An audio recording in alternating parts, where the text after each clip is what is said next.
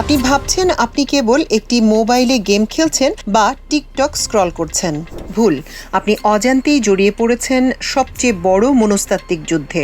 কোনো রক্তপাত নেই, কোনো মিসাইল নেই, অথচ কোটি কোটি তরুণের মগজ ধোলাই হয়ে যাচ্ছে প্রতিদিন। একে বলা হচ্ছে কগনিটিভ ওয়ারফেয়ার বা মগজ দখলের লড়াই, আর এর পেছনে আছে বিলিয়ন ডলারের এক গোপন ইন্ডাস্ট্রি। গত বছর গ্লোবাল রিস্ক রিপোর্টে উঠে এসেছে একটি ভয়ঙ্কর তথ্য, ভুয়া তথ্য এবং সাইবার প্রোপাগান্ডা এখন পারমাণবিক যুদ্ধের চেয়েও বড় হুমকি। এটা কিভাবে কাজ করছে?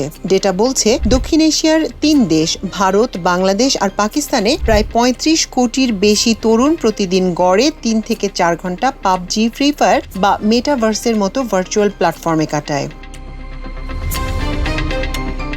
গোয়েন্দা সংস্থাগুলো এখন বর্ডারে সেনা পাঠানোর চেয়ে এই স্ক্রিনগুলোকে বেশি ব্যবহার করছে। কোটি কোটি ডলার খরচ করে এমন সব গেম স্পন্সর করা হচ্ছে যার চ্যাটরুমে সূক্ষ্মভাবে ঢুকিয়ে দেওয়া হচ্ছে ঘৃণা। একটি কৃত্রিম বুদ্ধিমত্তা বা এআই দিয়ে তৈরি ফেক ভিডিও বা একটা ফেক নিউজ ট্রেলার, ব্যাস মুহূর্তের মধ্যেই ফেসবুক আর টিকটক স্ক্রিন হয়ে উঠছে একে অপরের বিরুদ্ধে বিষোদ্গারের নরক। আপনি যখন গেমের উত্তেজনায় বুঁদ হয়ে আছেন, আপনার সাবকনশিয়াস মাইন্ডে বা অবচেতন মনে তখন ঢুকিয়ে দেওয়া হচ্ছে দেশপ্রেমের নামে উগ্র জাতীয়তাবাদ। ফলাফল, তরুণ প্রজন্ম নিজের দেশের আসল সমস্যা যেমন বেকারত্ব বা অর্থনৈতিক সংকট নিয়ে ভাবার সময় পাচ্ছে না। তাদের ব্রেন অবশ করে দেয়া হচ্ছে যাতে তারা সব সময় একটা কাল্পনিক শত্রুর বিরুদ্ধে অনলাইনে যুদ্ধ করতে ব্যস্ত থাকে।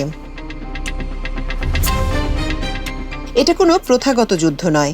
মেটাভার্স আর এই সাই অপসের আসল উদ্দেশ্য হলো দেশের যুব সমাজকে একে অপরের বিরুদ্ধে অলিখিত এক সাইবার আর্মি বানিয়ে রাখা, যাতে তরুণরা কখনো ঐক্যবদ্ধ হতে না পারে।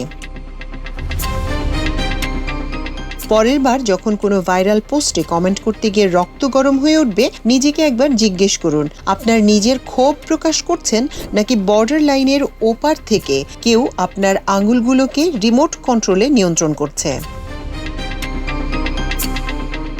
জেগে ওঠার সময় এখনই। শেয়ার করুন ভিডিওটি, আপনার বন্ধুদের ট্যাগ করে সতর্ক করুন, কারণ যুদ্ধটা এখন আপনার সীমানায় নয়, আপনার পকেটে থাকা স্মার্টফোনে।